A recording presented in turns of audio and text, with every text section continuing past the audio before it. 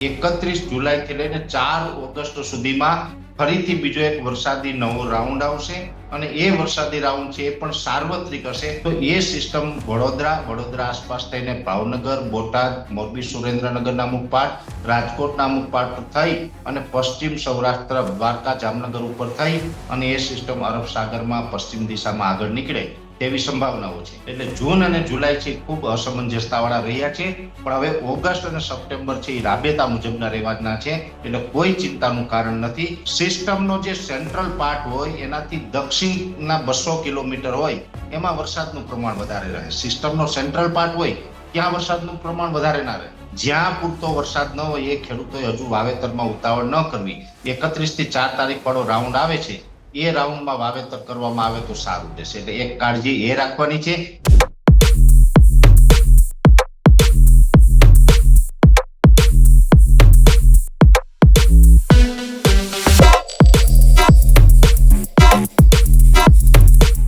ગુજરાતમાં અત્યારે ચોમાસું બરાબરનું જામેલું છે. છેલ્લા ઘણા દિવસોમાં આપણે જોયું કે સુરત, નવસારી આ ઉપરાંત સૌરાષ્ટ્રના પણ અમુક પંથકમાં સારો એવો વરસાદ થઈ રહ્યો છે. ત્યારે આગામી સમયમાં વરસાદની શું સિચ્યુએશન રહેવાની છે, ખેડૂતોએ શું ધ્યાન રાખવાનું છે, આ તમામ મુદ્દે આજે આપણે વાત કરીશું. અને આપણી સાથે વાત કરવા માટે હવામાન નિષ્ણાંત પરેશ ગોસ્વામી જોડાયા છે. પરેશભાઈ, વીટીવી ડિજિટલમાં આપનું સ્વાગત છે. જી નમસ્કાર. પરેશભાઈ, સૌથી પહેલા તો એ જણાવશો કે ગુજરાતમાં વરસાદની વર્તમાન સ્થિતિ કઈ રીતની રહેવાની છે? શું આગામી સમયમાં એ ભારે વરસાદ ખાબકી શકે છે? ચોક્કસથી પૂર્વિનભાઈ, જોવા જઈએ તો આ ગુજરાતની અંદર એક સાર્વત્રિક વરસાદનો રાઉન્ડ ચાલી રહ્યો છે. એમાં પણ જે શરૂઆતના 3-4 દિવસ જે આપણે 22, 23, 4 તારીખ હોય, 24, 25 તારીખનો સમય હતો, એમાં ભારેથી અતિ ભારે વરસાદનો રાઉન્ડ જોવા મળ્યો. એટલે આ રાઉન્ડ આમ તો 31 તારીખ સુધીનો છે. હવે એમાં જે ભારેથી અતિ ભારે વરસાદનો રાઉન્ડ જોવા મળ્યો, એટલે કે આમ તો આ વરસાદી જે સિસ્ટમ આવી હતી ને આ વરસાદી રાઉન્ડ છે સાર્વત્રિક હતો. એટલે ગુજરાતના 95 થી 98% વિસ્તારને સારા વરસાદનો લાભ પણ મળ્યો છે. હજુ પણ 2-5% વિસ્તાર છે કે જ્યાં વરસાદનું પરફોર્મન્સ નબળું છે, ખાસ કરીને પશ્ચિમ કચ્છ હોય, પશ્ચિમ સૌરાષ્ટ્રના ભાગો હોય.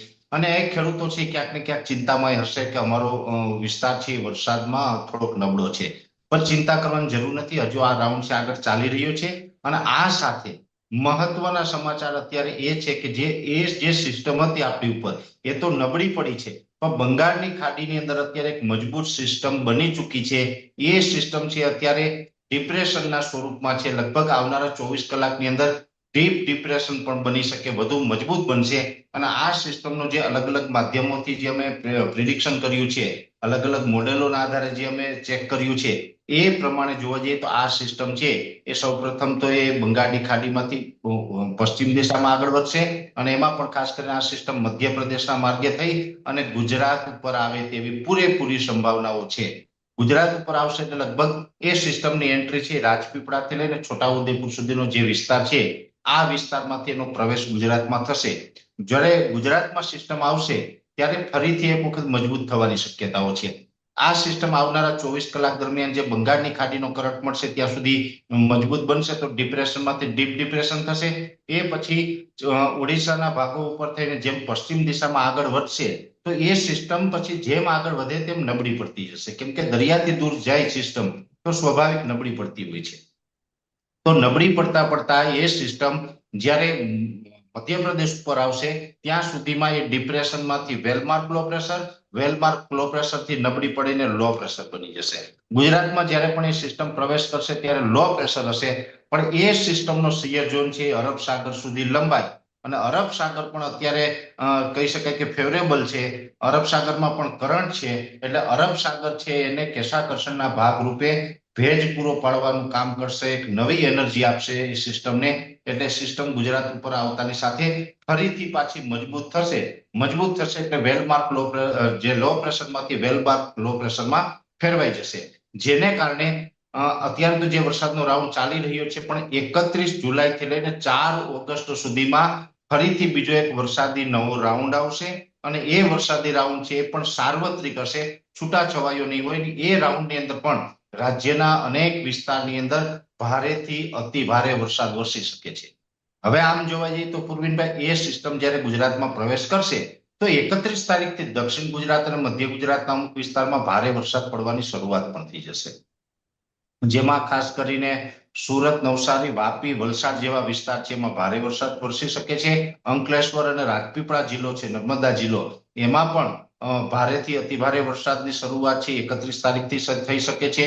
એ સાથે મધ્ય ગુજરાતનું વડોદરા, છોટાઉદેપુર હોય, પંચમહાલ છે, અમદાવાદ હોય, આણંદ, નડિયાદ, ખેડા જેવા વિસ્તાર છે, આ તમામ વિસ્તારમાં પણ પહેલી, બીજી, ત્રીજી તારીખે 3 દિવસ સુધી ભારેથી અતિભારે વરસાદ વરસી શકે છે. અને આ સિસ્ટમ છે એ છોટાઉદેપુર આસપાસથી જે પ્રવેશ કરશે તો એ સિસ્ટમ વડોદરા આસપાસ થઈને ભાવનગર, બોટાદ, મોરબી, સુરેન્દ્રનગરના અમુક પાર્ટ, રાજકોટના અમુક પાર્ટ થઈ અને પશ્ચિમ સૌરાષ્ટ્ર, દ્વારકા, જામનગર ઉપર થઈ અને એ સિસ્ટમ અરબ સાગરમાં પશ્ચિમ દિશામાં આગળ નીકળે તેવી સંભાવનાઓ છે.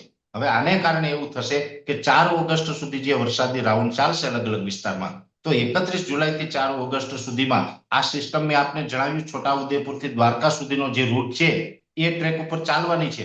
તો એ જે સિસ્ટમનો સેન્ટ્રલ પાર્ટ હોય તો એના આઉટર ક્લાઉડ છે લગભગ 200 થી 300 કિલોમીટરમાં ફેલાયેલા હોય. સાથે સિસ્ટમનો સેન્ટ્રલ પાર્ટ હોય ત્યાંથી દક્ષિણ દિશાના 200 કિલોમીટર હોય છે. એ વિસ્તારમાં વરસાદનું પ્રમાણ હંમેશા માટે વધુ રહેતું હોય છે. એટલે સૌરાષ્ટ્રના પણ લગભગ દ્વારકા, જામનગર હોય, પોરબંદર હોય, ગીર સોમનાથ છે, જુનાગઢ છે, અમરેલી છે, રાજકોટ છે, ભાવનગર છે, આ બધા વિસ્તારમાં પણ 31 થી 4 તારીખ દરમિયાન સારામાં સારો વરસાદનો રાઉન્ડ આવશે. દક્ષિણ ગુજરાતમાં પણ ખૂબ સારો વરસાદ હશે. ખાસ કરીને કચ્છ જિલ્લો, મોરબી, સુરેન્દ્રનગર, આણંદ, નડિયાદ, ખેડા, વડોદરા, અમદાવાદ, આ તમામ વિસ્તારમાં પણ સારો વરસાદ આવશે. ઉત્તર ગુજરાતના જે ભાગો છે એમાં પણ વરસાદનો રાઉન્ડ આવશે, પણ ત્યાં ભારે વરસાદ નહીં હોય, ત્યાં થોડુંક હળવાથી મધ્યમ વરસાદ હશે. જેમાં વાવ, થરાદ હોય, સાબરકાંઠા, બનાસકાંઠા, પાટણ, મહેસાણા હોય કે અરવલ્લી હોય, આ તમામ વિસ્તારમાં હળવાથી મધ્યમ વરસાદ પણ એકંદરે ત્યાં પણ સારો વરસાદનો રાઉન્ડ જોવા મળશે. પણ વધારે તીવ્રતા છે દક્ષિણ ગુજરાત, સૌરાષ્ટ્ર અને મધ્ય ગુજરાતના અમુક ભાગોમાં જોવા મળે તેવું અનુમાન છે. આ પ્રકારે પૂર્વિનભાઈ આ સિસ્ટમનો લાભ મળવાનો છે. હજુ આપણે કહી શકાય કે વરસાદ, ચોમાસું પૂર્ણ નથી થયું, બેક ટુ બેક એક પછી એક સિસ્ટમ આવી રહી છે. અને ખાસ કરીને આજે 27 તારીખ છે એટલે હજુ 45 દિવસ પૂર્ણ નથી થયા ચોમાસાને.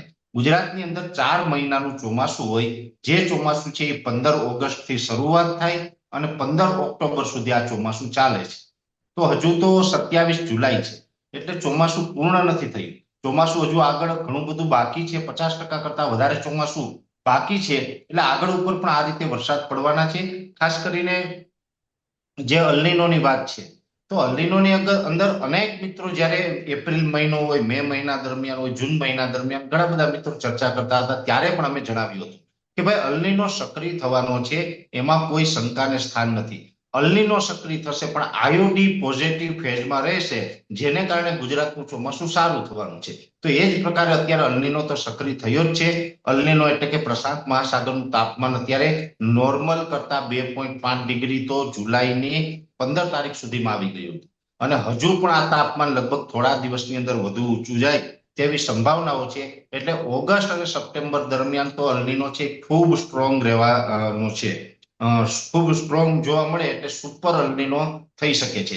છતાં પણ આપણે આઈઓડી એટલે કે ઇન્ડિયન ઓશન ડાયપોલ છે, હિન્દ મહાસાગરનું તાપમાન છે એ ફેવરેબલ રહેવાનું છે, જેથી કરીને અરબ સાગરને કાંઠે આવેલા બધા જ રાજ્યો છે એને ચોમાસાનો લાભ સારો એવો મળવાનો છે. આપણે અલ્નીનોની બહુ ઇફેક્ટ નથી થવાની. અને એમાં પણ આપણું જે શરૂઆતમાં અનુમાન હતું કે ભાઈ આ વર્ષે ચોમાસું નબળું નથી થવાનું, પણ જૂન અને જુલાઈ છે એ થોડાક અસમંજસ વાળા રહેશે. તો જૂન મહિનામાં તો આપણે ઓલરેડી પૂર્વિનભાઈ વરસાદની ઘટ અનુભવી છે. જુલાઈ મહિનામાં વરસાદ થયા છે, પણ જુલાઈનું પ્રથમ અઠવાડિયું અને જુલાઈનું છેલ્લું અઠવાડિયું 2 રાઉન્ડ ગુજરાતની અંદર જોવા મળ્યા. અને એમાં પણ જુલાઈમાં આપણે બન્યું એવું કે જ્યાં વરસાદ પડ્યો ત્યાં ધોધમાર મેઘતાંડવ થઈ ગયું, જળ પ્રલય થઈ ગયો. આ પ્રકારના વરસાદ પડ્યા ન પડ્યા ત્યાં હજુ પણ ક્યાંક વાવણી લાયક વરસાદ પણ નથી. એટલે આ પરિસ્થિતિ પણ ગુજરાતે જોઈ છે. એટલે જૂન અને જુલાઈ છે ખૂબ અસમંજસતા વાળા રહ્યા છે. પણ હવે ઓગસ્ટ અને સપ્ટેમ્બર છે એ રાબેતા મુજબના રહેવાના છે, એટલે કોઈ ચિંતાનું કારણ નથી. ચોમાસું હજુ 50% કરતા વધારે બાકી છે. ખૂબ વરસાદ પડવાના છે. ગુજરાતની અંદર પાણીની સમસ્યા પણ સોલ્વ થવાની છે અને એકંદરે સારું ચોમાસું રહેવાનું છે. અને એમાં પણ હાલમાં નજીકના સમયમાં જોવા જઈએ તો અત્યારે જે આ છૂટાછવાયા અને હળવા મધ્યમ વરસાદ પડી રહ્યા છે, પણ 31 જુલાઈથી 4 ઓગસ્ટમાં ફરીથી પાછો મોટો રાઉન્ડ આવશે અને સાર્વત્રિક રાઉન્ડ છે ગુજરાતમાં ભારેથી અતિ ભારે વરસાદ લઈને આવે તેવી શક્યતાઓ અત્યારે દેખાઈ રહી છે. પરેશભાઈ, વરસાદી સિસ્ટમને ખાસ વાત કરવી છે, કારણ કે દર વખતે આપણે જોવા જઈએ તો સૌરાષ્ટ્ર પંથકમાં વધારે વરસાદ પડતો હોય છે, જળબંબાકાર જેવી સ્થિતિ હોય છે. પરંતુ આ વખતે જોવા જઈએ તો દક્ષિણ ગુજરાતમાં તો સામાન્ય રીતના વરસાદ પડતો જ હોય છે વધારે, પરંતુ ઉત્તર ગુજરાતમાં સારો વરસાદ છે. પરંતુ એની કમ્પેરિઝનમાં સૌરાષ્ટ્રમાં જોવા જઈએ તો વરસાદ પડે છે, પણ એટલો આમ ધોધમાર પડ્યો નથી. તો શું વરસાદી સિસ્ટમ એ બદલાઈ ગઈ છે આ વખતે? નહીં, એમાં પૂર્વિનભાઈ એવું છે કે આપણે ગુજરાતને વરસાદ બે માર્ગ છે વરસાદ આવવાના. એક છે અરબ સાગર ને બીજું છે બંગાળની ખાડી. આ બંનેમાંથી કોઈ એક સ્થાન ઉપર વરસાદની સિસ્ટમ બને તો જ ગુજરાતમાં વરસાદ આવે છે. ત્રીજે તો કોઈ જગ્યાએ સિસ્ટમ બનવાની નથી. તો જ્યારે અરબ સાગરમાં સિસ્ટમ બને ત્યારે સૌરાષ્ટ્રના ભાગો અને દક્ષિણ ગુજરાતના ભાગોની અંદર વધારે વરસાદ પડે. જો જુલાઈ મહિનાના પ્રથમ અઠવાડિયામાં જે આપણે દક્ષિણ સૌરાષ્ટ્રના ભાગો અને દક્ષિણ ગુજરાતના ભાગોમાં જે અતિવૃષ્ટિ જેવા વરસાદ પડ્યા હતા, તો એનું કારણ એ હતું કે એ સિસ્ટમ અરબ સાગરમાં હતી. જ્યારે બંગાળની ખાડીની સિસ્ટમ આવે તો એ સિસ્ટમનો લાભ છે મધ્ય ગુજરાત, ઉત્તર ગુજરાત, કચ્છ અને પશ્ચિમ સૌરાષ્ટ્રને મળતો હોય છે. એટલે જે ગયા અઠવાડિયે આવી સિસ્ટમ એ બંગાળની ખાડીની હતી અને થોડીક ઉપરથી પસાર થઈ એટલે એ વિસ્તારને વધારે લાભ મળ્યો છે. અને ઘણી વખત એવું પણ બને કે બંગાળની ખાડીની સિસ્ટમ છે એ જો છોટાઉદેપુરથી નીચેના ભાગો ઉપર થઈને પસાર થાય, મધ્ય ગુજરાત અથવા તો દક્ષિણ ગુજરાત ઉપરથી પસાર થાય તો દક્ષિણ ગુજરાત અને સૌરાષ્ટ્રને વધારે લાભ મળતો હોય છે.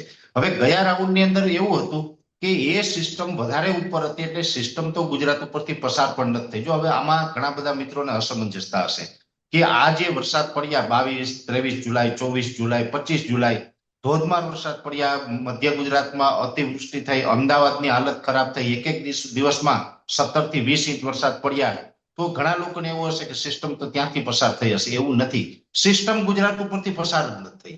હવે આ જાણીને પણ ઘણા લોકોને આશ્ચર્ય થશે. સિસ્ટમ છે એ પૂર્વિનભાઈ રાજસ્થાનના દક્ષિણ ભાગ ઉપરથી પસાર થઈ છે ગયા અઠવાડિયે. હવે રાજસ્થાનના દક્ષિણ ભાગ ઉપરથી પસાર થઈ, પણ એના જે આઉટર ક્લાઉડ હોય એ ગુજરાત સુધી આવતા હતા અને એનો જે શિયર ઝોન હોય એ અરબ સાગર સુધી લંબાયો, કેમ કે અરબ સાગર અત્યારે સક્રિય છે. એટલે એનો શિયર ઝોન અરબ સાગર સુધી લંબાવ્યો એટલે અરબ સાગરમાંથી સંપૂર્ણપણે એને ભેજ મળ્યો, નવી એનર્જી મળી. એને કારણે સિસ્ટમ એક જગ્યાએ સ્થિર થઈ, એ દક્ષિણ રાજસ્થાન ઉપર સ્થિર થઈ અને દક્ષિણ રાજસ્થાન ઉપર સિસ્ટમ હતી જેને કારણે આઉટર ક્લાઉડ મધ્ય ગુજરાત અને ઉત્તર ગુજરાત ઉપર આવ્યા. અને ખાસ કરીને મેં આપને પહેલા જ જણાવ્યું, સિસ્ટમનો જે સેન્ટ્રલ પાર્ટ હોય એનાથી દક્ષિણના 200 કિલોમીટર હોય એમાં વરસાદનું પ્રમાણ વધારે રહે. સિસ્ટમનો સેન્ટ્રલ પાર્ટ હોય ત્યાં વરસાદનું પ્રમાણ વધારે ના રહે. એના દક્ષિણ પાર્ટ હોય ને 200 કિલોમીટરના, એમાં વરસાદનું પ્રમાણ વધારે રહે. એટલે આમ જોવા જઈએ તો દક્ષિણ રાજસ્થાન ઉપર સિસ્ટમ હતી એને કારણે અમદાવાદ અમદાવાદ હોય ને કે બીજા ગાંધીનગર. વિસ્તારો હોય, હા, એને દક્ષિણમાં આવતા હતા એટલે એને હાલત એ થઈ છે.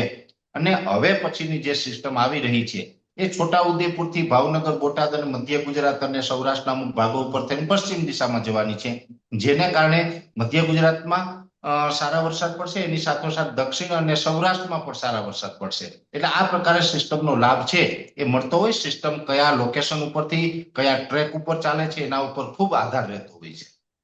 એટલે કે પરેશભાઈ, આગામી જે સિસ્ટમ નવી સક્રિય થઈ છે તેના કારણે હવે સૌરાષ્ટ્રના પંથકમાં જે ખોટ હતી તે વરસાદની ખોટ એ પૂરાશે. આ ઉપરાંત ખેડૂતોએ ખાસ કઈ કઈ બાબતોનું ધ્યાન રાખવું જોઈએ, કારણ કે સૌરાષ્ટ્રના ખેડૂતો હજી ખાસ વરસાદથી હજી વંચિત છે. અમરેલીમાં સારો એવો વરસાદ આજે પણ આવ્યો છે, તો આગામી સમયમાં કઈ રીતની પરિસ્થિતિ રહેવાની છે અને ખેડૂતોએ કઈ બાબતનું ધ્યાન રાખવું જોઈએ તે જણાવશો. તો પૂર્વિનભાઈ, પહેલી વાત તો એ છે કે ખાસ જામનગરના 10% વિસ્તાર, દ્વારકા જિલ્લો અને પોરબંદરના અમુક ટકા વિસ્તાર છે 30-40% કે જેને હજુ પણ વાવણી લાયક વરસાદ નથી. આ રાઉન્ડની અંદર અડધાથી લઈને એક ઇંચ સુધીનો વરસાદ પડ્યો એટલે પૂરતો વરસાદ નથી. જ્યાં પૂરતો વરસાદ ન હોય એ ખેડૂતોએ હજુ વાવેતરમાં ઉતાવળ ન કરવી. 31 થી 4 તારીખ વાળો રાઉન્ડ આવે છે એ રાઉન્ડમાં વાવેતર કરવામાં આવે તો સારું રહેશે. એટલે એક કાળજી એ રાખવાની છે. બીજા નંબરની અંદર જો અત્યારે આ રાઉન્ડમાં પણ હજી જુલાઈના એન્ડ સુધીમાં પણ જે ખેડૂત ભાઈઓ મગફળીનું વાવેતર કરવા માંગતા હોય તો G20 કે G22 કે 128 કે BT32 જેવા જે લાંબા ગાળાના પાકો છે એ મગફળીનું વાવેતર ન કરવું.